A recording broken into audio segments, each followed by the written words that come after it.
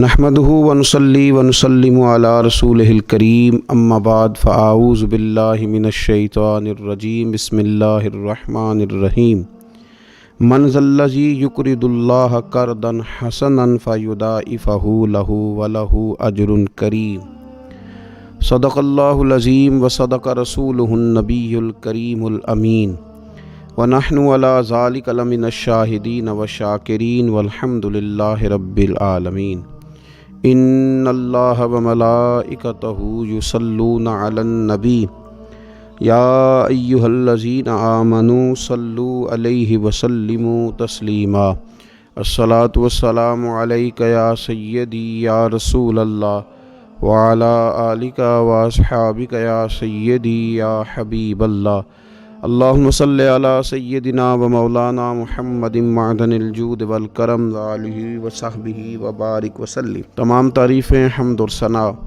اللہ تعالیٰ جل شانہ کے لیے، اور درود و سلام نبی اکرم نور مجسم شفیع معظم احمد مجتبیٰ جناب حضرت محمد مصطفیٰ صلی اللہ تعالیٰ علیہ وسلم کی ذات والا صفات کے لیے حمد و صلات کے بعد، اللہ تبارک و تعالیٰ نے کچھ انسانوں کو مالدار بنایا ہے اور کچھ کو اللہ تعالیٰ نے غریب، فقیر اور مسکین بنایا۔ اللہ تعالیٰ کی یہ تقسیم اس کی حکمت پر مبنی ہے۔ اب مالک کریم نے یہ فیصلہ فرمایا کہ وہ جن کو اللہ نے اپنے فضل سے مالدار کیا ہے وہ اپنے غریب، مسکین اور کمزور مسلمان بھائیوں کا خیال رکھیں۔ اور اسلام کا حسن دیکھیے، اسلام کا کمال دیکھیے کہ رب تعالیٰ فرماتا ہے تم خرچ کرو گے مسکین پر، غریب پر، اور وہ قرض دو گے تم اپنے رب تعالیٰ کو۔ خرچ اس پر کرو گے اور قرض اپنے رب تعالیٰ کو دو گے۔ ارشاد فرمایا من ذا الذی، کون ہے وہ جو اپنے رب کو اچھا قرض دے، جو اپنے رب کو اچھا قرض دے، قرض حسنا دے، فیضاعفہ لہ، اور پھر اللہ تبارک و تعالیٰ اسے دونا کر کے واپس کرے گا۔ اللہ اس کے لیے وہ قرض جب واپس کرے گا تو رب دونا دے گا، ڈبل عطا فرمائے گا، اور وَلَهُ اجر کریم، اور ان کے لیے جو ثواب ہے وہ عزت والا ہے۔ صدر الفاضل سید نعیم الدین صاحب مراد آبادی رحمۃ اللہ علیہ فرماتے ہیں کہ یہ دیکھو کریم کا کرم کہ خود اپنے بندے کو مال عطا فرما رہا ہے، پھر خود ہی فرما رہا ہے کہ تو مجھے قرض دے، اور یہ عین انسان کے مزاج اور فطرت کے مطابق بات کی کہ تم مجھے قرض دو۔ جب کوئی انسان کسی کو ویسے کوئی چیز دیتا ہے تو اس کا خیال ہوتا ہے شاید واپس ملے نہ ملے، لیکن جب قرض دیتا ہے تو اس کا خیال یہ ہوتا ہے کہ یہ ضرور مجھے واپس ملے گی۔ تو فرمایا چونکہ تمہارے مزاج ہیں، تمہاری طبیعت ہے، تمہاری فطرت ہے، تم سمجھتے ہو کہ قرض ہمیں ضرور واپس ملے گا، لہٰذا تمہارا رب تمہیں کہہ رہا ہے کہ تم مجھے قرض حسنا دے دو، اپنے غریب بھائیوں پر، مسکینوں پر، کمزوروں پر خرچ کرو اور اپنے رب کو قرض حسنا دے دو، رب تمہیں ڈبل کر کے واپس عطا کرے گا، اور جو اجر دے گا وہ عزت والا دے گا، جو تمہیں ثواب عطا فرمائے گا وہ اکرام والا اللہ تمہیں ثواب عطا کرے گا۔ نبی پاک صلی اللہ تعالیٰ علیہ وسلم نے انفاق کی تعریف کی، اللہ کے راستے میں خرچ کرنے کی۔ جب تک امراء، مالدار لوگ خرچ نہیں کریں گے غرباء پر، مساکین پر، طلباء پر، فلاحی کاموں میں، دینی کاموں میں جب تک وہ خرچ نہیں کریں گے تب تک معاملہ آگے نہیں بڑھے گا، تب تک وہ سارے منصوبہ جات جس سے کہ غریب کا بھلا ہونا تھا، جس سے دین کو مضبوط ہونا تھا، جس سے دین کی اشاعت ہونی تھی، وہ سارے منصوبے آگے نہیں بڑھیں گے۔ اس لیے نبی کریم صلی اللہ تعالیٰ علیہ وآلہ وسلم نے ارشاد فرمایا کہ تم خرچ کرو تاکہ تم پر خرچ کیا جائے، تم اللہ کے راستے میں دو تاکہ رب تمہیں دے، دو اس کے راستے میں وہ تمہیں عطا کرے اپنے فضل و کرم کے ساتھ۔ اللہ تبارک و تعالیٰ کے راستے میں جب خرچ کیا جاتا ہے تو رب راضی ہوتا ہے، پھر بندے کو اور زیادہ عطا کرتا ہے۔ آپ دیکھیے کہ اسلام نے خرچ کرنے کے بہت سارے مواقع بنائے، اور فردن فردن غریب کو امیر کے ساتھ جوڑا، امیروں سے کہا کہ غرباء کا حصہ نکالو، سال کے بعد زکوٰۃ کا حکم دیا، ہر وہ شخص جو صاحب نصاب ہے وہ سال کے بعد زکوٰۃ ادا کرے۔ رمضان المبارک آیا تو صدقہ فطر کو رکھا گیا، تاکہ جو غربا ہیں، مساکین ہیں، وہ بھی عید کی خوشیوں میں امیر مسلمانوں کے ساتھ شامل ہوں۔ پھر جب فصل کا موقع آیا تو عشر رکھا گیا تاکہ غریب بھی تمہارے غلے میں، تمہارے اناج میں، تمہاری گندم میں، تمہارے چاول میں، تمہاری سبزی میں شریک ہو جائے۔ ہر موقع پر ان کو یاد رکھنا، ان کو ساتھ ملانا۔ قربانی رکھ دی گئی، اور قربانی بھی جب رکھی گئی تو امیر پر رکھی گئی۔ اس کا فلسفہ بھی یہی ہے کہ امیر قربانی کریں گے اور غریبوں تک اس کا گوشت پہنچائیں گے۔ میرے رسول کریم صلی اللہ تعالیٰ علیہ وآلہ وسلم نے یہ خوبصورتی کے ساتھ ایک کو دوسرے کے ساتھ جوڑا۔ اب ہوتا کیا ہے؟ ہوتا یہ کہ انسان کو مال سے پیار ہوتا ہے، فطرتاً کمائے ہوئے مال سے محبت ہوتی ہے۔ انسان بسا اوقات یہ سمجھتا ہے کہ بڑی مشکل سے تنکا تنکا کر کے، محنت کر کے، جد و جہد کر کے میں نے یہ مال جمع کیا ہے تو اب میں دے دوں۔ ایک لمبا عرصہ تک میں نے پردیس کاٹا، مشکلات برداشت کی، اور میں نے کئی راتوں کے رت جگے اس کام کے نام کی، اور آج اگر مالی طور پر میں مضبوط ہوا ہوں تو کیا میں یہ مال دے دوں؟ تو دیکھیے، اسلام ایک روحانی مذہب ہے، اس کی تعلیمات آفاقی ہیں۔ یہ ہمیں بتلاتا ہے کہ صرف فیصلہ وہ نہ کرو جو تمہاری آنکھوں سے نظر آ رہا ہے۔ کچھ چیزیں ایسی ہیں جو رب تمہیں اپنے فضل سے دے رہا ہے اور تمہاری ظاہری آنکھیں انہیں دیکھ نہیں رہی۔ نبی پاک صلی اللہ تعالیٰ علیہ وسلم نے ارشاد فرمایا، یہ حدیث مبارکہ صحیح مسلم میں موجود ہے۔ حضرت ابو ہریرہ رضی اللہ تعالیٰ عنہ فرماتے ہیں، دیکھیے حضور صلی اللہ تعالیٰ علیہ وسلم نہ بات کر کے مختصر جملوں میں کیسے آگے بڑھتے ہیں۔ کریم محبوب فرمانے لگے، یاد رکھنا صدقہ دینے سے مال کم نہیں ہوتا۔ اللہ اکبر! آپ کو تو میسج آ گیا بینک سے کتنے پیسے کم ہو گئے، آپ نے تو جو گن کے دراز میں رکھے تھے اس میں سے لاکھ میں سے آپ نے تو 5,000 دے دیا، تو آپ کو تو پتہ ہے وہ 95 رہ گیا ہے۔ لیکن یہ صحیح مسلم کے لفظ ہیں، حضور فرماتے ہیں صدقہ دینے سے مال کم نہیں ہوتا۔ کائنات کے سب سے سچے، کھرے، صادق اور امین محبوب علیہ الصلوۃ والسلام نے فرمایا کہ صدقہ دینے سے مال کم نہیں ہوتا۔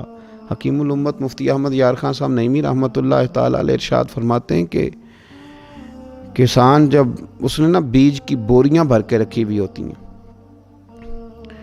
تو جب وہ جا کر کے بیج ڈالتا ہے نا کھیت کے اندر، تو بظاہر تو وہ بوریاں خالی کر کے آتا ہے، لیکن پتہ تب چلتا ہے کہ جب ایک ایک بیج پر پھر کئی کئی گنا دانہ لگتا ہے۔ آیا تو وہ خالی کر کے تھا، لیکن اگر تھوڑا سا وہ گہرائی کے ساتھ دیکھے تو اس نے تو کمال کر دیا، اب تو اس پر بے شمار دانے لگ گئے۔ تو حضور علیہ الصلوۃ والسلام نے فرمایا صدقہ دینے سے مال کم نہیں ہوتا، اور فرمایا معاف کرنے کی وجہ سے اللہ بندے کی عزت میں اضافہ کر دیتا ہے، اور فرمایا جو اللہ کی رضا کی خاطر جھک جائے اللہ اسے عزت عطا کر دیتا ہے۔ صدقہ دینے سے مال کم نہیں ہوتا۔ تو اپنی طبیعت کے اندر اگر شوق پیدا کر لیا جائے راہ خدا میں خرچ کرنے کا، ذوق بنا لیا جائے، ہمارا یہ ذہن بن جاتا ہے کہ یہ بھی میرے پیسے، یہ بھی میرے پیسے، وہ کونے میں میری جائیداد، یہ میرا مکان، وہ میرا بینک بیلنس، یہ میرے جانور، یہ میرا مال تجارت، یہ میرے کھیت کھلیان۔ میرے محبوب نے فرمایا تیرے 3 ہی مال ہیں، ایک تو نے کھا لیا ہے، ایک تو نے پہن لیا، ایک تو نے راہ خدا میں خرچ کر لیا، باقی تو وارثوں کا ہے۔ وارثوں کے مال کے بارے میں اس قدر زیادہ توجہ رکھنا، اس قدر زیادہ ذہن بنا کے رکھنا، تو اللہ تبارک و تعالیٰ کی راہ میں خرچ کرنے کا جو شوق ہے، حضور صلی اللہ علیہ وسلم نہ اس کی نصیحت کرتے۔ نبی پاک صلی اللہ تعالیٰ علیہ وسلم کے سامنے نا حضرت اسماء بنت ابی بکر صدیق خرچ کر رہی تھی، اللہ کے راستے میں دے رہی تھی، تو سرور کائنات صلی اللہ تعالیٰ علیہ وسلم نے فرمایا اسماء خرچ کرو پر گنا نہ کرو، گن گن کے اللہ کے راستے میں خرچ نہ کرو ورنہ رب بھی تمہیں گن گن کے دے گا۔ فرمایا تم اس کے راستے میں اس کی راہ سے کچھ بچا کے نہ رکھو تو رب تعالیٰ بھی جب تمہیں دے گا نا تو پھر بے حساب ہی عطا فرمائے گا۔ گن گن کے یوں احتیاط کر کے دیکھ کے پریشان ہو کے راہ خدا میں خرچ نہ کیا جائے، بلکہ اللہ تبارک و تعالیٰ کے راستے میں دیا جائے اور مالک کے حضور اس کی رضا کے لیے خرچ کیا جائے اللہ تعالیٰ کے بندوں پر۔ حضور صلی اللہ تعالیٰ علیہ وآلہ وسلم کی جو عادات جن کی وجہ سے کائنات میں میرے محبوب پاک علیہ الصلوۃ والسلام کے روز ڈنکے بجتے ہیں، حضور کی نعتیں پڑھی جاتی ہیں، ان میں حضور علیہ السلام کی ان خوبصورت عادات میں سے ایک عادت ہے حضور کا سخی ہونا، کریم ہونا۔ لب واں ہیں، آنکھیں بند ہیں، پھیلی ہیں جھولیاں، کتنے مزے کی بھیک تیرے پاک در کی ہے۔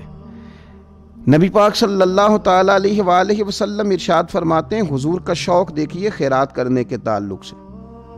ہمارے ہاں یہ ہوتا ہے کہ بعض اوقات جیسے جیسے پیسہ بڑھتا جاتا ہے ویسے ویسے لوگوں کے اندر بخل آتا ہے، کنجوسی آتی ہے۔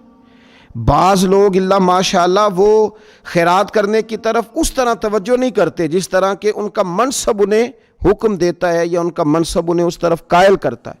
رسول کائنات صلی اللہ تعالیٰ علیہ وآلہ وسلم ارشاد فرماتے ہیں، بخاری مسلم میں موجود ہے، فرمایا اگر میرے پاس احد پہاڑ کے برابر سونا ہو، کلومیٹروں پہ پھیلا ہوا احد پہاڑ، اس کی چوڑائی ہے، اس کی لمبائی ہے، اس کی اونچائی ہے، یعنی پہاڑ کی بات ہو رہی، جن لوگوں نے زیارت کی ہے وہ جانتے ہیں کہ اتنا بڑا پہاڑ۔ حضور فرماتے ہیں میرے غلاموں سنو، اگر میرے پاس احد پہاڑ کے برابر بھی سونا ہو تو فرمایا میرا دل چاہتا ہے کہ 3 راتیں گزرنے سے پہلے پہلے سارا اللہ کے راستے میں خرچ کر دوں، سوائے اس کے کہ جو میں نے قرض دینا ہو، قرض کے لیے بچاؤں گا، باقی میں سب اللہ تبارک و تعالیٰ کے راستے میں خرچ کر دوں گا، 3 راتوں سے زیادہ نہیں گزریں گی، خرچ کر دوں گا۔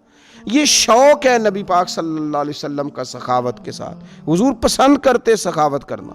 نبی پاک صلی اللہ تعالیٰ علیہ وآلہ وسلم نے اپنے دست مبارک سے ہمیشہ لوگوں کو عطا کیا۔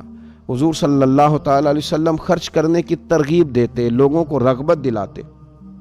ہمارے ہاں پہلی تو بات یہ ہے کہ خرچ کرنے کا ماحول نہیں بنتا، اور اگر بعض لوگ خرچ کرتے ہیں تو بے دلی کے ساتھ خرچ کرتے ہیں۔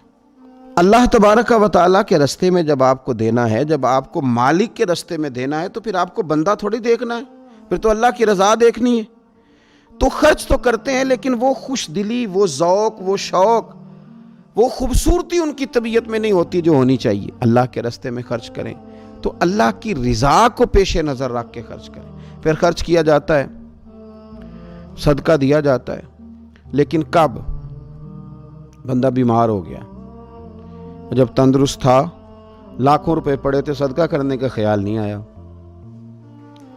ہزاروں موجود تھے، اس کے دل کی توجہ اس جانب نہیں ہوئی، آج بیمار پڑا ہے، کمزوری آ گئی ہے، قریب المرگ ہو گیا ہے، اب اس کا خیال آتا ہے کہ میں کچھ اللہ کے راستے میں دوں، ایک بکرا لو بھی ذرا ذبح کر دو، ذرا تھوڑا صدقہ دے دو۔ کس بات پر؟ کہ میں بیمار ہو گیا ہوں، کس بات پر؟ کہ میں کمزور ہو گیا ہوں۔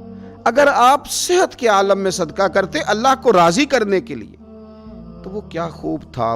وہ ہمارے ایک بزرگ ہیں تو فرمایا کرتے ہیں کہ میں نے جب خرچ کرنا شروع کیا تو میرے ذہن میں ایک بات آئی، اس نے مجھے ابھارا کہ میں اللہ کے راستے میں زیادہ خرچ کروں۔ میرے ذہن میں یہ بات آئی کہ یار جتنا میں اپنے والدین کی طرف سے خرچ کر رہا ہوں نا، میری اولاد بھی میرے بعد اتنا ہی خرچ کرے گی، تو کیوں نہ ایسا ہو کہ ان کے حقوق پورے ادا کر کے، ان کی آسانیوں کا خیال کر کے، جو اللہ تعالیٰ نے مجھے اپنے فضل سے زیادہ دیا ہے اس میں سے میں اللہ کے راستے میں خرچ کروں۔ تو اس شوق کے ساتھ میں نے خرچ کرنا شروع کیا۔ نبی پاک صلی اللہ تعالیٰ علیہ وآلہ وسلم ارشاد فرماتے ہیں کہ کسی بندے کا اپنی زندگی میں 1 درہم خرچ کرنا مرتے وقت 100 درہم خرچ کرنے سے زیادہ بہتر ہے۔ زندگی میں 1 درہم دینا مرتے وقت، یعنی عین بیماری کے عالم میں جب تو خرچ کر رہا ہے تو وہ تو 100 خرچ کرے گا درہم، اور تندرستی میں، صحت میں تو نے 1 خرچ کیا تو اللہ تعالیٰ اس 1 کا ثواب تجھے اس وقت سے زیادہ عطا فرمائے گا۔ یہ حدیث مبارکہ ابو داؤد شریف میں مشکات میں ملے گی۔ حضور فرماتے ہیں صحت کے عالم میں خرچ کر، بجائے اس کے کہ تیری طرف سے کوئی صدقہ دینے جائے تو خود صدقہ دینے جا، اپنے ہاتھوں سے دے اور شوق بنا کے دے اور توجہ کر کے دے، اور تیری طبیعت لگی ہوئی ہو اور تو خود اپنے کندھے پہ رکھ کے جائے، غریبوں کے گھر میں پہنچا کے آئے، اور تو تیرا دل کرے کہ اگر میرے گھر کے اندر گندم موجود ہے پھر کوئی بھوکا نہ سوئے، اگر میرے پاس طاقت موجود ہے کسی کو کپڑا پہنانے کی تو پھر کوئی غریب سردی میں ٹھٹھرتا نہ سوئے، اگر میرے پاس طاقت موجود ہے مکانات بنانے کی، پھر مالک کریم کا کوئی بندہ جس کو میرے رب نے پیدا کیا، اس کی قدرت کا جو شاہکار ہے رسول پاک علیہ السلام کا، کوئی غلام بغیر چھت کے نہ سوئے۔ اگر میرے پاس طاقت ہے تو پھر میرا حال تو یہ ہونا چاہیے نا کہ کسی غریب کی بیٹی اس لیے نہ بیٹھی رہے کہ اس کے پاس جہیز کوئی نہیں. یوں نہ ہو کہ میرے گھر کے اندر تو آدھا کھانا کھایا جائے اور آدھا ضائع کیا جائے. لیکن بہت سارے لوگ ایسے ہیں جو رات کو ترس ہیں کہ کچھ مرضی کا من پسند مل جاتا تو پیٹ بھر کے کھا لیتے. سخاوت کا حکم دیا گیا. صحت کے عالم میں خرچ کریں, تندرستی کے عالم میں خرچ کریں, اللہ کی رضا کے لیے خرچ کریں. یہ ماحول نہ بنائیں کہ بیمار ہو گیا ہوں تو جا بیٹے صدقہ کر دے, اب میں کمزور پڑ گیا ہوں تو جا بیٹے تو کچھ اللہ کے راستے میں خرچ کر دے. ایک شوق ہو, ایک طبیعت ہو. نبی پاک صلی اللہ تعالی علیہ وآلہ وسلم کی پیاری زوجہ, ذرا یہ انداز بھی دیکھیے گا. حضرت سیدہ عائشہ صدیقہ رضی اللہ تعالیٰ عنہ فرماتی ہیں کہ ہم چونکہ حضور کی ازواج کثیر تعداد میں تھی تو کبھی نہ نبی پاک صلی اللہ علیہ وسلم سے کچھ سوالات بھی کرتی تھی, اور اس سوالات کے اندر محبت چھلکتی تھی, محبت میں ایک دوسرے سے آگے بڑھنا چاہتی تھی. حضرت عائشہ صدیقہ رضی اللہ تعالیٰ عنہ فرماتی ہیں کہ ہم نے عرض کی یا رسول اللہ صلی اللہ تعالیٰ علیہ وسلم, ہم میں سے سب سے پہلے آپ سے آ کے کون ملے گا؟ اس سے مراد ہے وصال کے بعد سب سے پہلے ازواج مطہرات میں آپ سے کون آ کے ملے گا؟ تو حضور صلی اللہ علیہ وسلم نے فرمایا لمبے ہاتھوں والی. مشکات میں حدیث موجود ہے, بخاری میں موجود ہے. حضرت عائشہ صدیقہ کہتی ہیں حضور نے فرمایا وہ جو لمبے ہاتھوں والی ہے نا, میری اہلیہ, میری زوجہ, مومنوں کی ماں, وہ ملیں گی. تو کہتی ہیں حضرت سودا رضی اللہ تعالیٰ عنہ کے ہاتھ لمبے تھے, قد بڑا تھا, تو ہماری نظر یہ تھی کہ حضرت سودا کے بارے میں حضور نے فرمایا کہ وہ ملیں گی. لیکن کہتی ہیں کہ وہ تو ہمیں بعد میں پتہ چلا جب حضرت زینب رضی اللہ تعالیٰ عنہ کا وصال ہوا تو سمجھ آئی کہ لمبے ہاتھوں سے مراد ہاتھوں کا لمبا ہونا نہیں, صدقہ اور خیرات زیادہ کرنا. وہ لمبے ہاتھوں والی تھی, مومنوں کی ماں, خرچ کرتی تھیں, خیرات کرتی تھیں. شارحین حدیث نے لکھا ہے کہ وہ اپنے ہاتھوں سے کھالیں رنگتی تھیں پھر بیچتی تھیں, اپنے لیے نہیں. ان کا نان نفقہ تو حضور کے ذمے تھا, اپنے لیے نہیں. ان کو تو صحابہ کرام علیہم رضوان وہ ساری ذمہ داریاں حضور کے بعد بھی ادا کر رہے تھے جو حضور سید عالم صلی اللہ تعالیٰ علیہ وسلم کے حقوق رب تعالیٰ نے رکھیں. لیکن وہ اپنے دست مبارک سے محنت کرتی, کھالیں رنگتی اور اپنی اولاد پر, مسلمانوں پر خرچ کرتی. ان کا شوق تھا. تو کریم محبوب علیہ السلام نے فرمایا یہ مجھ سے سب سے پہلے آ کے ملیں گی. حضور کے بعد ان کا وصال سب سے پہلے ہوا حضرت زینب رضی اللہ تعالیٰ عنہ کا. او بھائی, اس میں بھی ایک لطیف اشارہ ہے, اس میں بھی ایک خوبصورت اشارہ ہے کہ حضور کا قرب پانے کے لیے سخی ہونا بھی ضروری ہے. رسول پاک علیہ السلام کی بارگاہ ناز کے قریب ہونے کے لیے سخاوت کا مزاج ہونا بھی ضروری ہے. انسان کے دل کا, اس کی طبیعت کا, اس کے مزاج کا سخی ہونا ضروری ہے, اس لیے کہ اس نے رسول پاک صلی اللہ تعالیٰ علیہ وآلہ وسلم کے قریب جانا ہے. اعلیٰ حضرت بریلوی رحمۃ اللہ تعالیٰ نے لکھا ہے, فرماتے ہیں اللہ کے محبوب علیہ الصلاۃ والسلام اچانک مسجد میں تشریف لائے اور نماز کا وقت ہو گیا, اقامت کہہ دی گئی.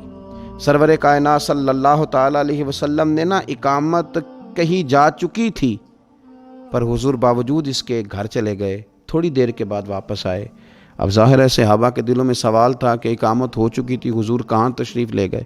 تو حضور نے فرمایا میں مسجد آیا تو میرے دل میں خیال آیا کہ گھر میں تو چند دینار پڑے ہوئے ہیں, تو میں نماز پڑھانے سے پہلے گیا ہوں, انہیں اللہ کے راستے میں خیرات کیا, پھر تمہیں آ کے نماز پڑھائی.